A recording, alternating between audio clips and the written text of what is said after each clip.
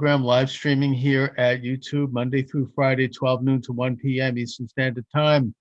Charles Moscowitz. I am determined to do this program, as I say, Monday through Friday every week. And it's a great opportunity. It's great fun. It's amazing what you can do these days.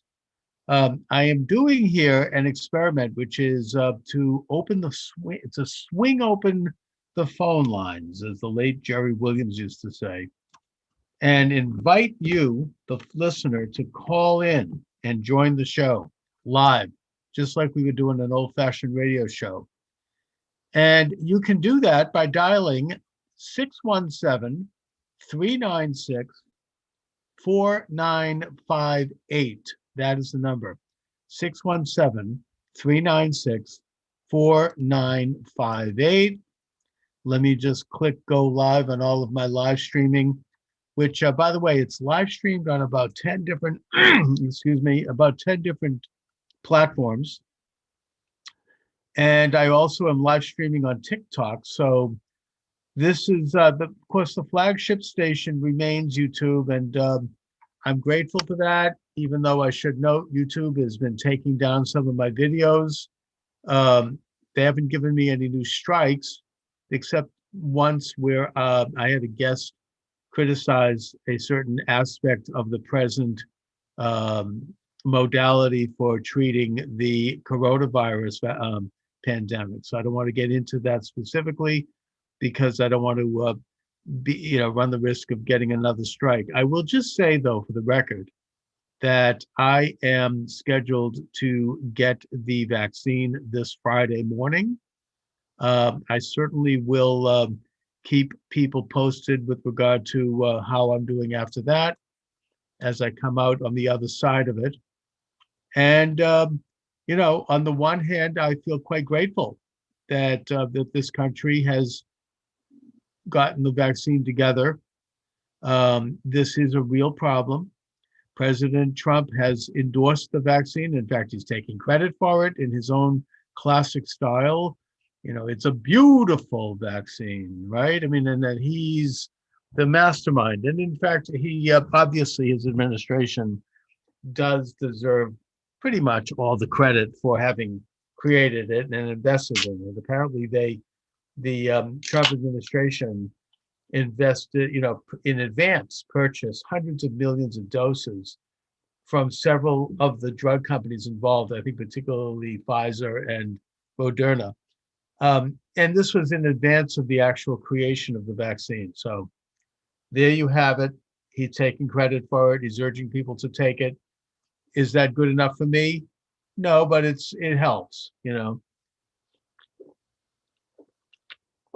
So anyhow, what is on your mind this afternoon? There is the ongoing agitprop, if you will. I'm sorry to put it that way, around these terrible murders in Greater Atlanta on 3 massage parlors.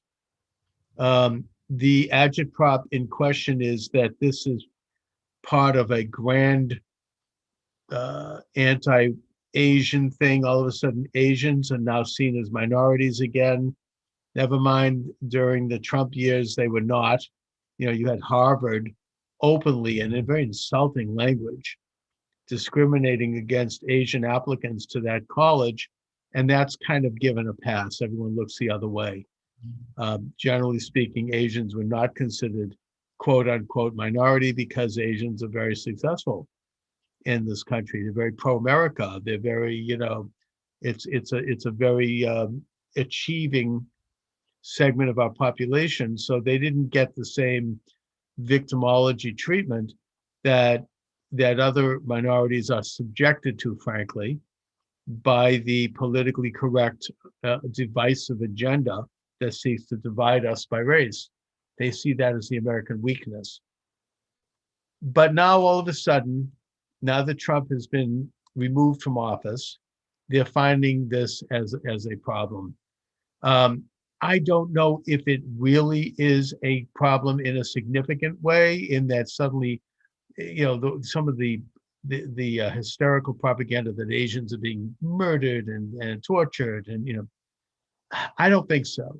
I don't think so. I mean, I think that this has that patina, in my opinion, of an anti-American approach, probably very well maybe emanating from the communists who run China.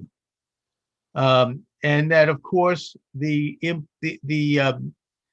subtle indication, or more than subtle, is that Donald Trump is to blame because President Trump referred to the virus as the China virus or the Wuhan virus, let alone putting aside the fact that most of the mainstream media, including most liberals, did the same thing, and putting aside the fact that other viruses have been called by the name of their source of their source, such as what about German measles? I suppose we could look at, or the Hong Kong flu, or the Asian flu, or any other type of claim. The one from South Africa, which by the way is a black country, right? I mean, putting that aside, this is just another chance to, in this ongoing hysterical agenda, to try to attack former President Trump and all of us who are his followers or who are part of his movement, what's called the MAGA movement or the America First movement, or maybe they might say we're the deplorables, I suppose, right? And just another attempt to marginalize us, to attack us, and to create this artificial, race and class construct in order to do that. And so then I guess that to take a look at the situation, we can ask what exactly did happen. And according to the FBI, which by the way, the director there, Christopher Wray, is no friend of Donald Trump, as we know, and is according to the investigation so far, people that have been interviewed, besides the killer himself, this insane person, people who have been interviewed about him, people who knew him, people who were neighbors, friends, family, etc., have said that he was not in any way racist. He had nothing against Asian people, that he never expressed those sorts of opinions, but that in fact he was what he self-described sex addict. He was hooked on pornography. He was going to those places. They were in a red light district in Atlanta. He was, I mean, I'm sorry, but I know this is a community program and I want to be careful, but let's say it bluntly. He was going there for sex, right? And that according to his own comments, the reason why he did go there was because he felt it was safer than going to pick up a prostitute on the street. And, at least he felt that there was some regulation. Now, I'm sorry if this might sound like I'm maybe tossing a little brick here, and I don't mean to, because I'm about to say something that is public record. And that is that none other than Bob Kraft from the New England Patriots went to one of these places, these massage parlors. And they are, in a very broad sense, it's a brothel. I mean, I'm sorry to be blunt, and I'm not saying it is in the old-fashioned terms. I mean, I don't know what the hell goes on in these places, but I mean, you go in there, men go in there to be serviced. Let's just put it that way. And that's what happened with Bob Kraft. Now, in a way, it also raises another question, which is, are these women sex slaves? Were they legal citizens? Is this in a way is this a reintroduction of the concept that occurred during World War II in Korea, where the occupying Japanese forces forced women into brothels? They called them comfort women. This is a horrendous and evil human rights abuse, and it's one that continues to rancor to this day in terms of Korean-Japanese relations. So is that what was going on here? We don't know that. Maybe that could be a part of the investigation. And if that is what was going on here, it raises the question of whether or not this is part of a broader question in our society right now and in the world right now in terms of sex slavery, in terms of sexual abuse of women, particularly women who might be immigrants and who might not be perhaps know the language well enough and are being exploited and recruited and abused. Is that part of this? We don't know. The other factor that I think is worth bringing up is that this guy was, by his own descriptions, addicted to sex and to pornography, which is everywhere now. You know, it's anybody can look it up in the computer. It's never been more available than today. Today it's more available than it's ever been in history. And what is that doing to people, particularly men, during the pandemic, who have more time in their hands, who are stuck inside? Are they there? What does that do? I mean, it's kind of like it obviously turns women into just these kind of artificial objects. You know, you're looking at and then you see that combined with on the Grammys, Cardi B basically degrading herself to the point where she's turning herself into like literally a piece of meat. And this is supposed to be sexy. I mean, sexy would be, someone who is, fairly clothed, who actually shows some romantic elements. You don't have to use your anatomy and, physically and open yourself up like that and turn yourself into like some kind of a freak show, frankly. And I'm sorry to be blunt. Maybe I'll get in trouble for saying that. I hope that I'm not taken down from YouTube, but that's what she did. And just degrading women, quite frankly, in the process, and degrading sexuality and degrading sex. It all becomes this anatomical, mindless, you know, thing that is completely separated from any kind of actual romantic relationship or any kind of dialogue or any kind of meaning, or not to mention anything sacred, certainly. It's an appeal to the animal side of our natures. Is that what it is? I mean, she's probably just in it for the money, but there's a reason why perhaps somebody like that is allowed to do this by our society and even encouraged. There is something about that fits an agenda of degrading people, of cheapening people, and of moving our society further along the line of pushing the envelope further and further out to permit to reduce the meaning, the sacredness, the content of something as powerful as sexuality into something that becomes an object, a consumer item, and a degradation, a weakening of society. Anyway, so you're welcome to join the program. I'm doing this live, and you can do that by dialing a phone number and actually being heard on the program. I'd love to hear from you. Please keep your comments within the bounds of propriety, because I don't want to get kicked off of any of my networks, and I frankly don't have a means of screening calls. I mean, I'll try my best, and if somebody sounds a little fishy to me, I'll hang up as quickly as I can. But in the meantime, you are welcome to join the program. 617-396-4958. 617-396-4958. So the situation as it stands right now in Atlanta is that this does not look like it's racially motivated, and that you have the liberal establishment jumping on the bandwagon immediately and trying to basically throw gas on a fire. They're trying to fan the flames of race conflict. I think that what we do know, and I'm sure that there might be a little race part as part of this. I don't doubt that.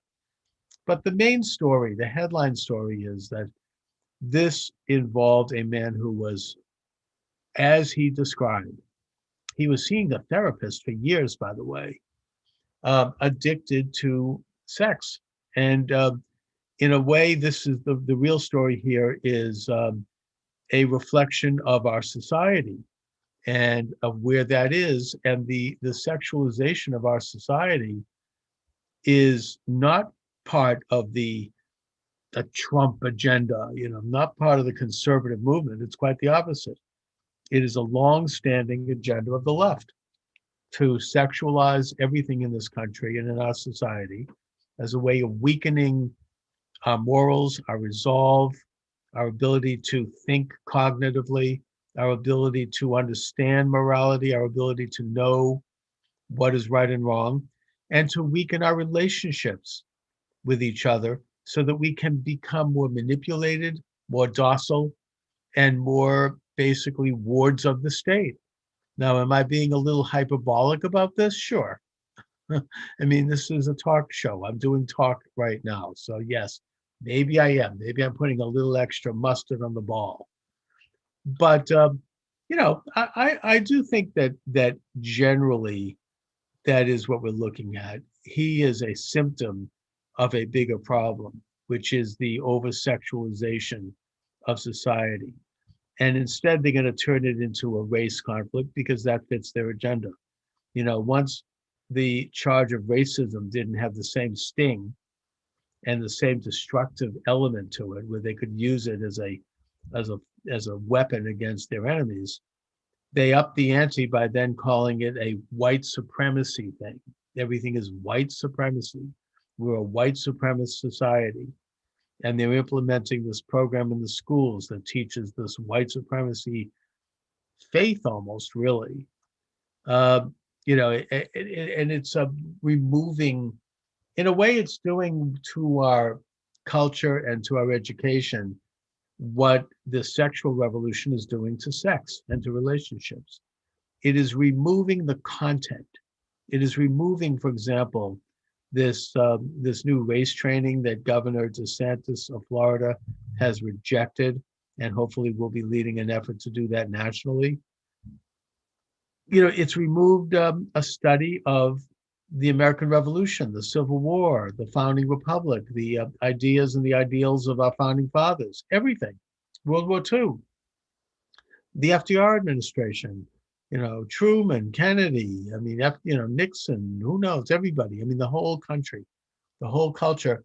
And it replaces it with a simple formula, which is that we are based upon racism. We're all racist. And it's a lie.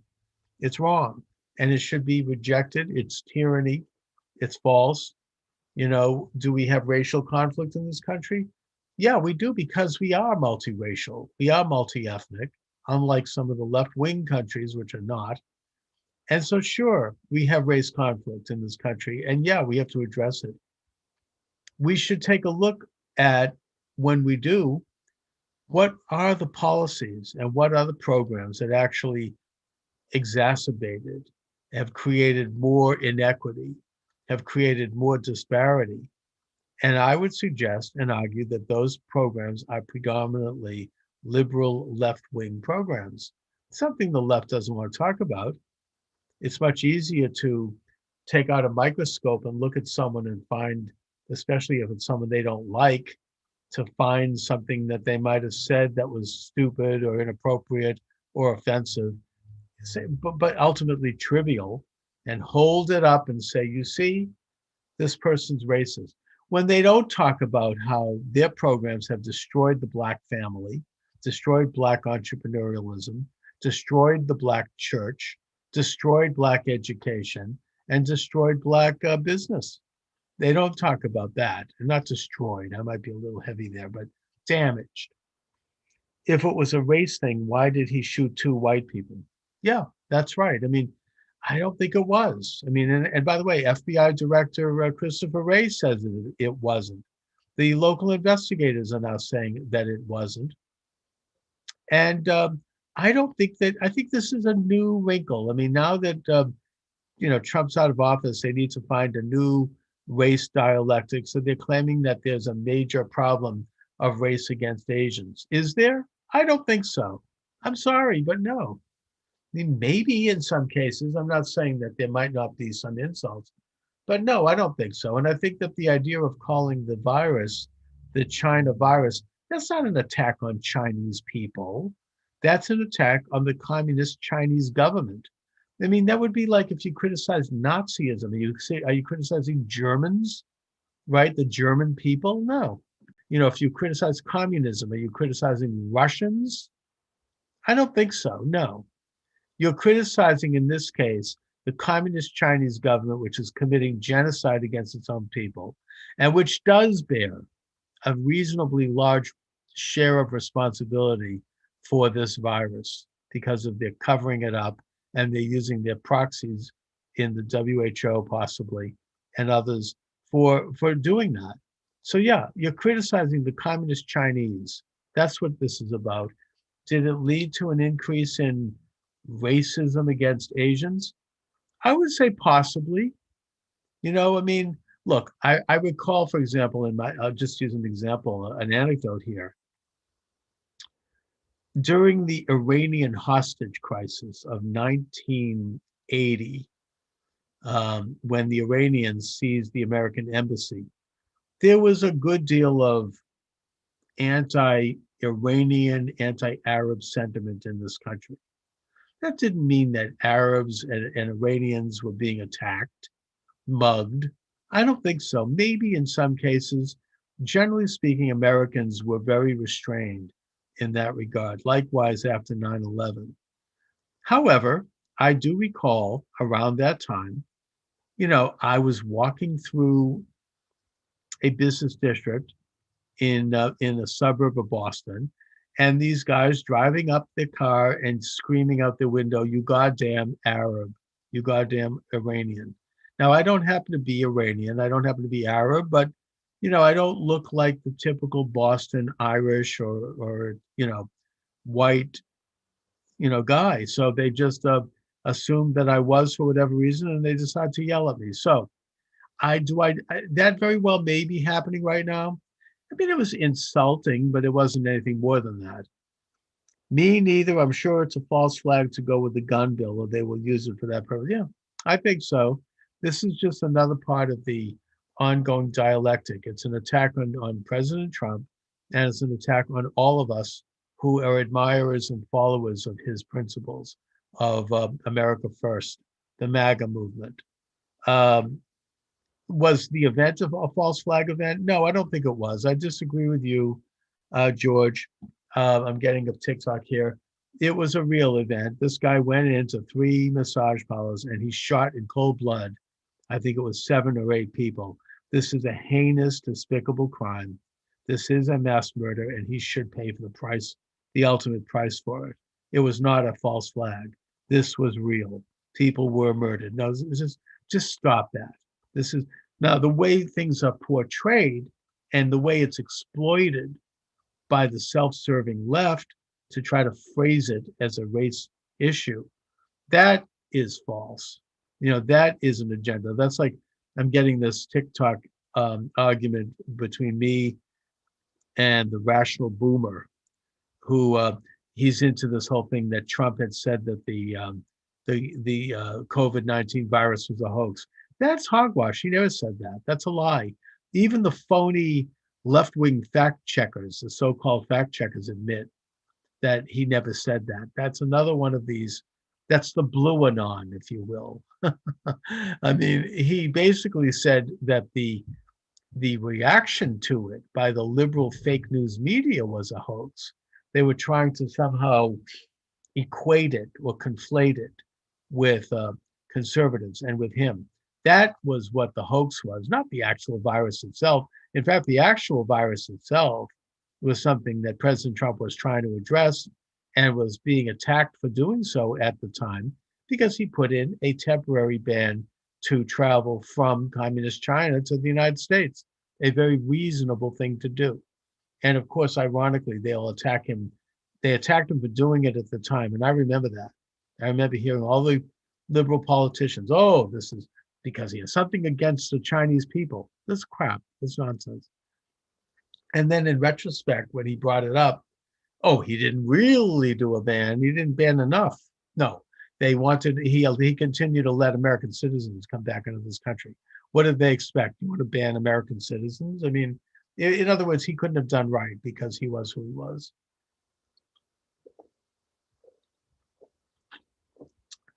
So anyway, come on down. This is a live program, and I am taking phone calls. So 617-396-4958 is the phone number if you'd like to join me. 617-396-4958. I think that I don't. I want to talk about something, but I want to be very, very careful about it because it's one of these taboo subjects for YouTube. I don't want to get canceled on YouTube. So let me just try to use some euphemisms when I touch this one, and I don't know how long I really want to spend on it. But it has to do with transhumanism, which is a movement that Jeffrey Epstein was into, and that there was this whole lab at MIT near where I am, which was into this. And I think that this movement reflects the kind of the neo-eugenic thinking of some of our highest level elites in our culture. And that is that we're evolving into a new kind of a human being. The um, the Kurzweil Institute in Boston is heavily into this. Ray Kurzweil is a brilliant scientist who invented in the 1980s, I think, the talking book, which basically, this is before anything like this had been done. Basically, you would put a book in the machine and the machine would read the book. And he did it for Stevie Wonder. He did it for people who are blind. Um, and he's gone on, and his institute has gone on to envelop itself very heavily into this so-called transhumanism movement, which is that they literally believe it's based on the theory of evolution, which I would argue is a pseudoscience itself, but that's a big subject. We can put that aside. It gets into this idea that a new and a more evolved human being, a human species, will be basically a combination of living human being and computer components, and that this new human being will have electronic elements embedded that will determine all aspects of their health. It will allow them to call upon super consciousness and super data to the point where they will evolve a new cosmic consciousness. I know this sounds almost a little bit like theosophy or a cult, and it is actually. This is like Madame Blavatsky's stuff, and revived.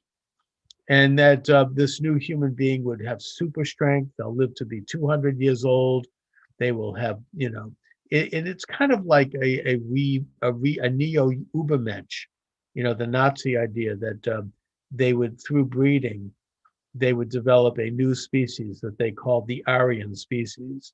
You have to realize that in Nazism, the Aryan was something that was beyond human, and that it would come about through breeding Nordic people with certain features, blonde hair, blue eyes, super strength. And that the result of that would be this new species, this mystical species that would be made up of supermen, Ubermensch. That's what the word Ubermensch means, Superman. People who would have cosmic consciousness, they would have super strength, and they would be basically the elect to rule the planet. Well, I think that this transhumanism is the new version of that, this attempt to create a new species, not necessarily through breeding, but through scientific manipulation, through artificial intelligence, through computer science, and by other means. And I think that, and again, this is an opinion, and I want to be very careful here. One of the present manifestations of this transhumanism movement is the transgender movement. Now, again, I want to be very careful here. But simply, I would like to note that this idea that there is no such a thing as a man or a woman, there are no two, two sexes, there's no two genders, that this is somehow an anachronism, this is a prejudice, this is seen as hate speech to note this or to view this, that this is a part of this transhumanism agenda, because the idea of abolishing the separation of the sexes is an idea that moves us toward this new kind of human being. I mean, I think it was in the 1970s, late 1970s.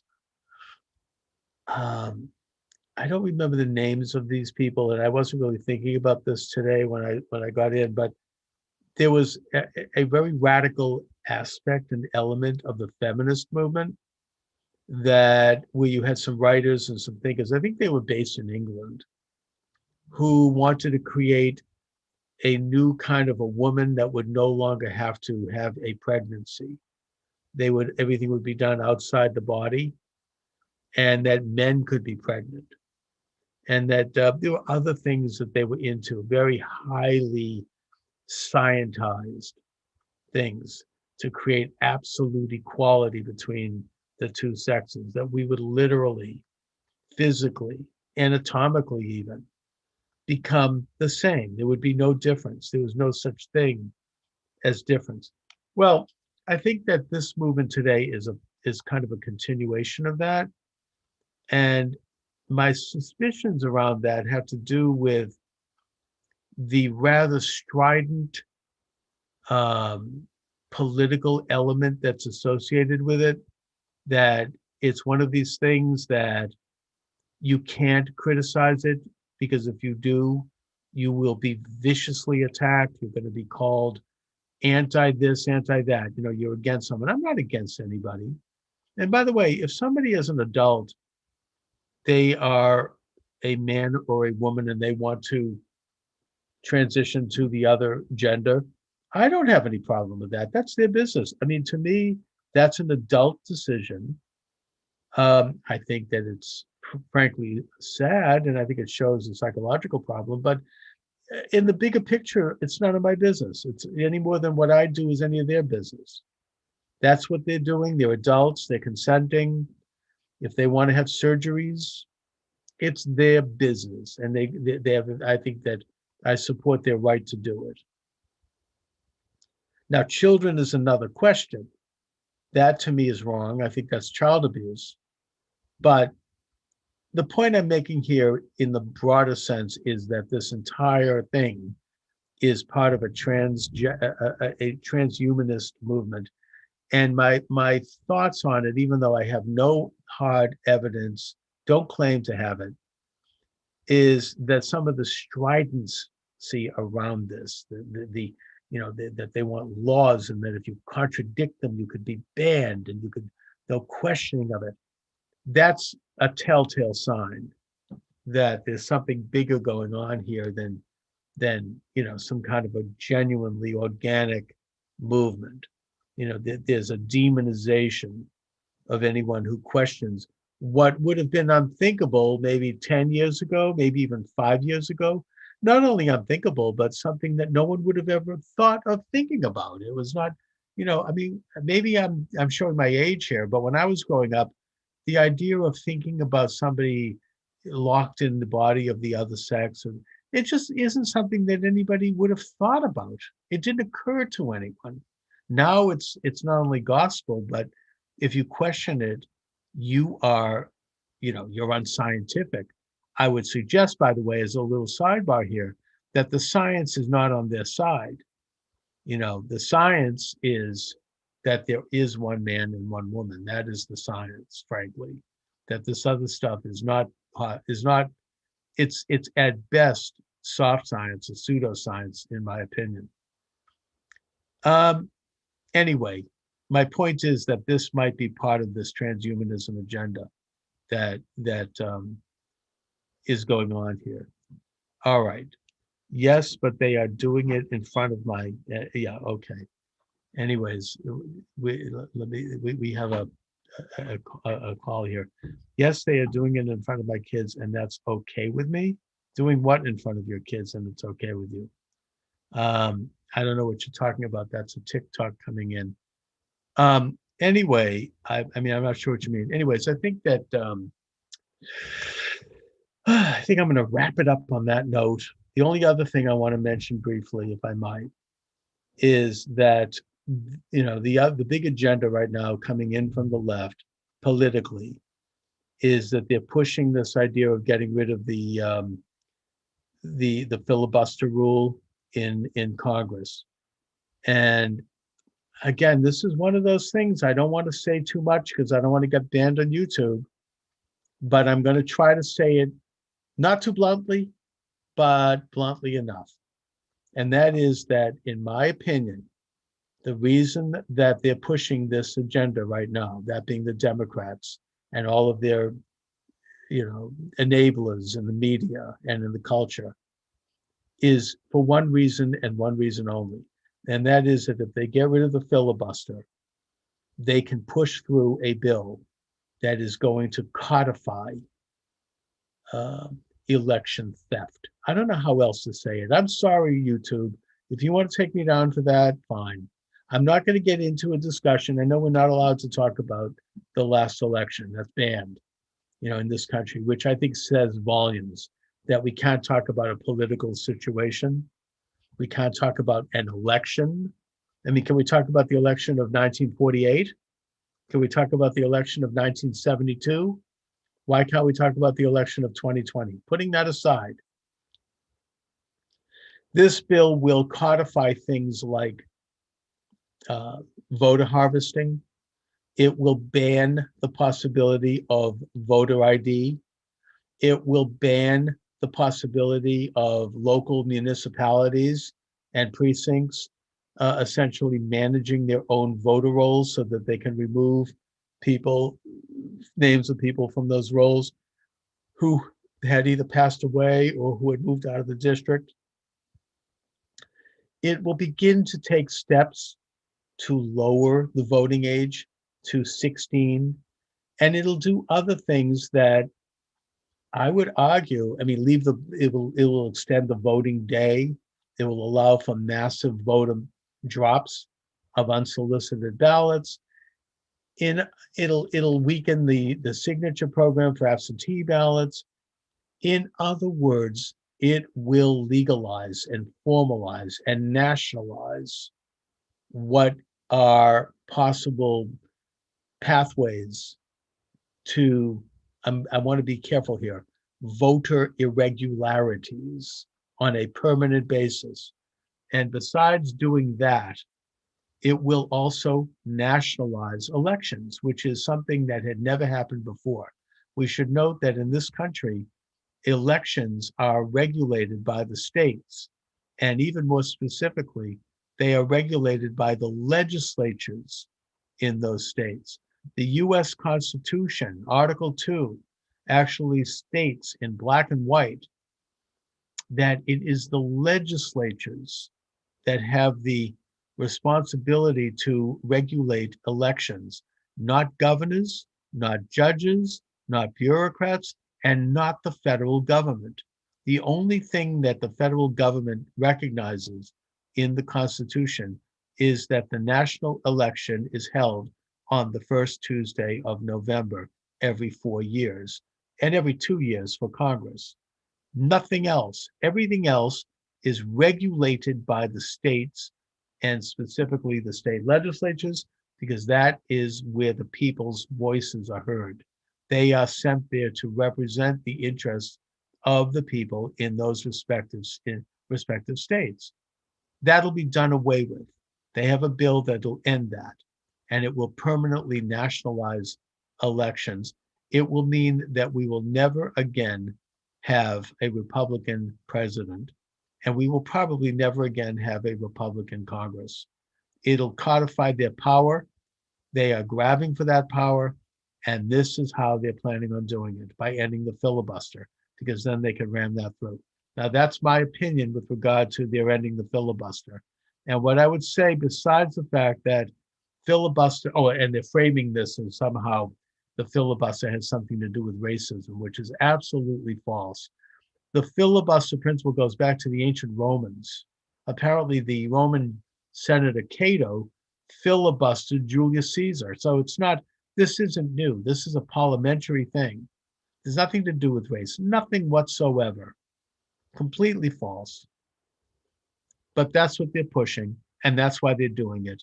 And what I would suggest to people who might be listening to this program, who are Democrats and who are liberals, that even if you were successful at getting rid of the filibuster and pushing this thing through, it's not going to be in time to implement. And there is going to be a midterm election, which is which is coming up within months, if you think about it, November of 2022. We're already entering the summer of 2021. So we're not talking about enough time. And I think that the reaction on part of the country on this issue and on so many other issues right now, the Biden administration's weakness in so many ways, his weakness and his dementia, sorry to say it, I hope I don't get banned for that, the conditions and situation on the southern border and so many other things, I would suggest and I would predict that there is going to be a major and decisive victory on the part of Republican candidates in the midterm election.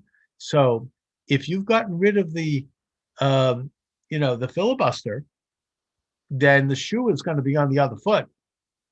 It'll be the Republicans coming in with simple majorities, ramming through whatever they want to ram through. And I don't think that's good either, by the way. I would simply point to you a quick note of history, which is that Harry Reid, the Democratic corrupt senator from Nevada, got rid of the filibuster around the confirmation of federal judges and Supreme Court judges. He did it at a time when the Democrats controlled the Senate, and he wanted to ram through Obama's appointments.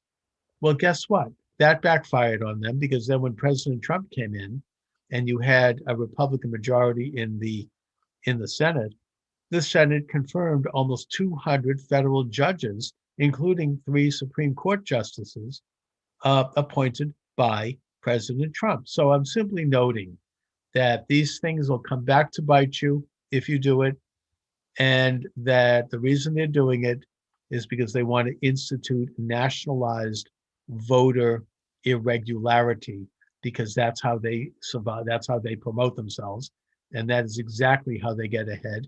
And that is what they did. I'm sorry to say it, and I hope I don't get taken down for that, but that's my opinion on the topic. And there it stands. I'll have to sit on Spielkas now and wonder if my YouTube channel is going to be taken down. All right, so if the Supreme Court, this is a note from TikTok, if the Supreme Court would have heard our case, none of this would be happening. Okay, well, that's absolutely true, but that's another subject for another day. I don't want to go into, again, we're talking here about the verboten conversation about the last election. So I don't want to do that, because I'll lose my channel and I'll be purged. Maybe I could continue it on some of the other venues. I know that other of my fellow talk show hosts right now are creating alternative venues to do their shows. I'm actually heard on 10 live streams, so I have that. And the good news, I'll end it on a positive note here. I think it's the best news I've heard since before the election. And that is that President Donald Trump, according to one of his chief aides who spoke on Fox News the other night, that being Jason Miller, is planning on rolling out his own social network vehicle.